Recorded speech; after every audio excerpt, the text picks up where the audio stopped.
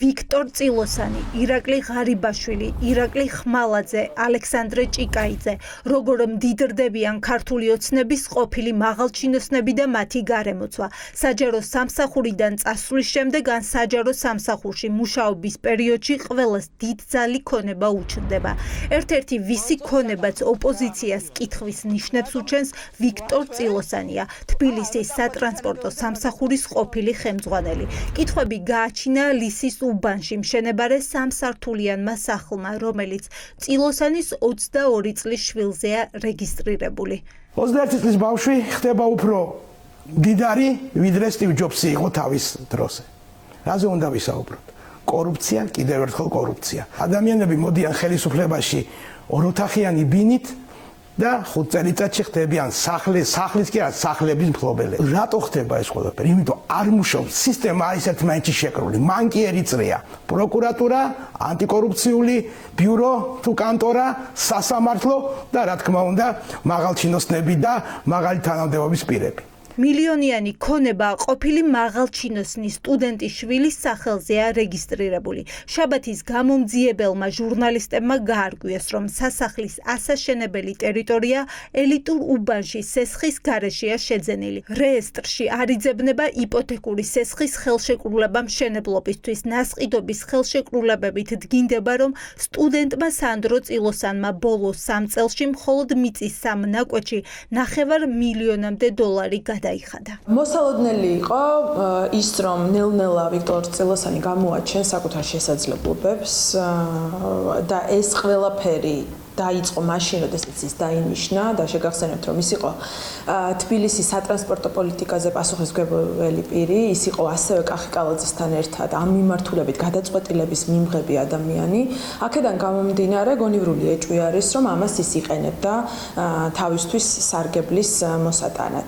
ჩვენი პოლიტიკური ძალა ძალიან ხშირად ვამბობდით იმას, რომ თბილისის მერი მთლიანი ვერტიკალი ჩაბმულია კორუფციულ სქემებში. როგორ შეძლო სატრანსპორტო სამსახურის ხელმძღვანელმა მილიონიანი ქონების შეძენა იმ ფონზე, როცა მის მიერ შევსებული პირველი დეკლარაციით მას არც მის სახელზე რეგისტრირებული და არც შვილზე გაფორმებულ კომპანიებში ბრუნვა არ ჰქონდა, ანუ შემოსავალი არ უფიქსირდებოდა. მერიიდან წასვლის შემდეგ კი დეველოპერული კომპანია დააფუძნა და ახლა პარტნიორს ეძებს. ქართულ ოცნებაში არც წილოსანის და არც სხვა ყოფილი მაღალჩინოსნების მოსავლებთან დაკავშირებით კითხვები არ აქვთ. თქვენი არც ერთი სიტყვა არ არის დასაჯი. შესაბამისად, შაბათის ეთერი იქნება თუ კვირის საღამო, არც ერთი სიტყვა არ არის დასაჯერი. მე დარწმუნებული ვარ, რომ მას ყველაფერი წესრიგში ექნებოდა, რა თქმა უნდა, მე ესე ხარ შემოწმებია, მაგრამ დარწმუნებული ვარ. ყოფილი მაღალჩინოსანი მერის როგორ გამდიდრდა ისე, რომ ლისის ტბაზე სამსართულიან სასახლეს იშენებს და თავისი მცირეწლოვანი შვილის სახელზე აქვს გადაფორმებული ბიზნესები. ვიქტორ წილოსანი არ არის ქართული ოცნებიდან წასული მაღალჩინოსანი, რომლის შემოსავლებით ოპონენტებს კითხვებს უჩენს. მაგალითად, როგორ გამდიდრდა ირაკლი ღარიბაშვილი და მისი გარემოცვა, რომელმაც პრემიერობის დროს სულ მცირე მისი საგვარეულო მამულების მასშტაბი ისე გაზარდა, რომ ფართობით საქართველოს კათოლიკოს პატრიარქის რეზიდენციასაც გადაუსწრო. კითხვებს აჩენს ვიცე-მერობიდან სამთავრობო გუნდში გადაყვანილი ირაკლი ხმალაძის ქონებაც, რადგან ოპოზიციის მტკიცებით ბეთანიაში ტყის პირას აშენებული 1,200,000-იანი სასახლე სწორედ ხმალაძის საკუთრებაა. დაწყებული ჭიკაიძით, ღარიბაშვილით, ხმალაძე, რომელიც ახლა სხვაგან გადაიყვანეს, წილოსანი, აბსოლუტურად სუყველა.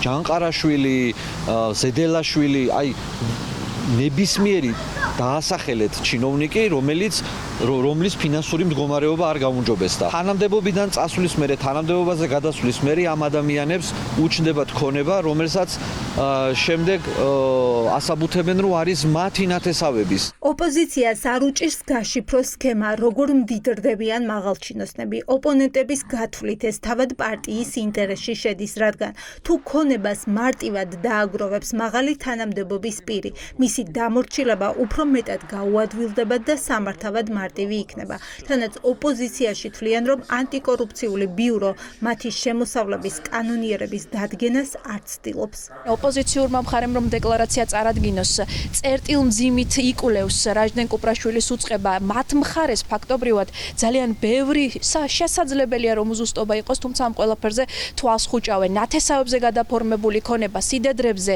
შვილებზე, დეიდებზე, დებზე, ცოლებზე, ეს არის ქართული ოცნების ხელწერა. ჩვენ გავაკეთებთ შავ საქმეს, თუმცა ამ შავი საქმისთვის სავარაუდოდ დაგვაჯილდოვებენ და ეს ჯილდო არ უნდა გამოჩნდეს, იმიტომ რომ არ მოხმარებია ჩვენი შრომა მოსახლეობას. ანტიკორუფციულ ბიუროს არც ერთი ამ მაღალჩინოსნის დეკლარაციებსა და შემოსავლებზე კრიტიკული ანგარიში არ გამოუქვეყნებია. იმის მიუხედავად, რომ საზოგადოების მაღალი ინტერესი არსებობდა, ღარიბაშვილის შვილის თბილისიდან ამერიკაში ჩარტერული რეისით გაფრენაზე გაჩენილი კითხვები ამ დრომდე პასუხგაუცემელი არ არა. რაჟდენ კუპრაშვილი ირწმუნებოდა, რომ ღარიბაშვილის დეკლარაცია კანონის სრული დაცვით შემოწმდებოდა.